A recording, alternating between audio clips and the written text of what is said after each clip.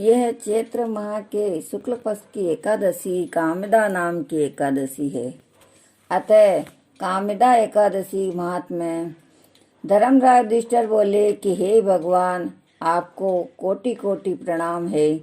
आपसे निवेदन करता हूँ कि आप कृपा कर चैत्र माह के शुक्ल पक्ष की एकादशी का वर्णन कीजिए। श्री कृष्ण भगवान बोले कि हे राजन, आप एक पुरानी कथा सुनिए जिसको राजा दिलीप से वशिष्ठ जी ने कही थी। तब राजा दिलीप ने पूछा कि हे गुरुदेव, चैत्र माह के शुक्ल पक्ष की एकादशी का क्या नाम है तथा इसमें कौन से देवता की पूजा की जाती है तथा इसकी क्या विधि है, सो सब कृपा करके कहिए। इसका सविस्तार वर्णन कीजिए। महर्षि वशिष्ठ जी बोले कि हे राजन, चैत्र माह के शुक्ल पक्ष की एकादशी का नाम कामिदा है।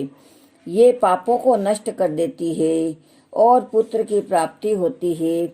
इसके व्रत से कुयोनि छूट जाती है और अंत में स्वर्ग की प्राप्ति होती है।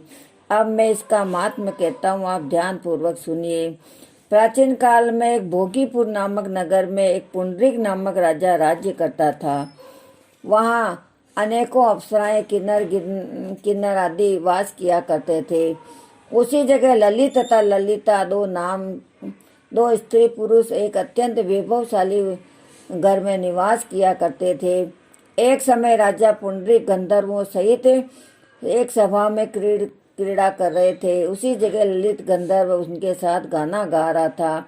उसकी प्रियतमा ललिता उसको उस जगह नहीं थी, इससे उसको याद करने के कारण वह अशुद्ध गाना गाने लगा। नामराज कटोकर ने राजा पुंडरीक के इस चुगली खाई और इसकी पुंडरीक ने उसको श्राप दे दिया। अरे दुष्ट, तूने मेरे सामने गाता हुआ भी अपनी स्त्री का स्मरण कर रहा है। इससे तू कच्चा मांस खाने वाला और पुष्पों को राजा पुंडरीक ने इसकी चुगली खाई। राजा पुंडरीक ने ललिता को श्राप दे दिया। अरे दुष्ट, तू मेरे सामने गाता हुआ भी अपनी स्त्री का स्मरण कर रहा है। इससे तो कच्चा मांस खाने वाला और मनुष्यों को खाने वाला राक्षस होगा। राजा पुंडरीक के श्राप से वह ललित गंधर्व उसी समय विकराल राक्षस हो गया और उसका 8 योजन का शरीर हो गया। राक्षस हो जाने पर उसको महान दुख मिलने पड़े और अपने कर्मों का फल भोगने लगा।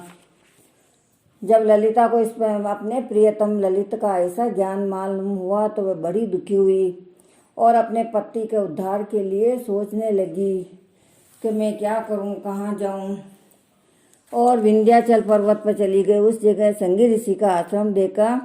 वह उसी समय आश्रम के पास गए और संगी ऋषि के सन्मुख जाकर विनय करने लगे। उनको देखकर संगी ऋषि बोले, हे सुभगे, तुम कौन हो, यहाँ किस लिए आई हो? ललिता बोली कि मैं वीर धनवा नामक की कन्या, गंधर्व की कन्या हूँ। मेरा पति राजा पुंडरीक के श्राप से भयानक राक्षस हो गया है। अब राक्षस योनि से छूटने का कोई उपाय बताइए। तब संगी ऋषि बोले कि अरे ललित कन्या, चैत्र माह के शुक्ल पक्ष की एकादशी आने वाली है। उसका नाम कामिदा है और उसके व्रत से मनुष्य के समस्त कार्य सिद्ध हो जाते हैं। और यदि तू उसके व्रत के पुण्य को अपने पति को देना चाहती है तो वह राक्षस योनि से छूट जाएगा। मुनि के वचनों को सुनकर ललिता ने आनंद पूर्वक उसका व्रत किया और द्वादशी के दिन ब्राह्मणों के सामने उनका संकल्प पति को देने लगी। तो भगवान से इस तरह प्रार्थना करने लगी कि हे भगवान, हे प्रभु, मैंने जो व्रत किया है इससे मेरा पति राक्षस से छूट जावे। एकादशी का फल होते ही उसका पति राक्षस योनि से छूट गया और पुराने स्वर्ग को प्राप्त हुआ। वह पहले की भांति ललिता के साथ विहार करने लगा।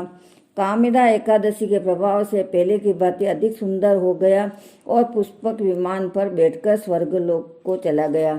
हे राजन, यह विधि पूर्वक व्रत करने से समस्त पाप नष्ट हो जाते हैं और इसके व्रत से मनुष्य, ब्रह्म हत्या इत्यादि पाप, राक्षस आदि की योनि से छूट जाते हैं। इसकी कथा के स्वर्ण मात्र से ही वाजपेयी यज्ञ का फल मिलता है। बोल श्री चंद्र भगवान की जय। श्री कृष्ण गोविंद हरे मुरारी, हे नाथ नारायण।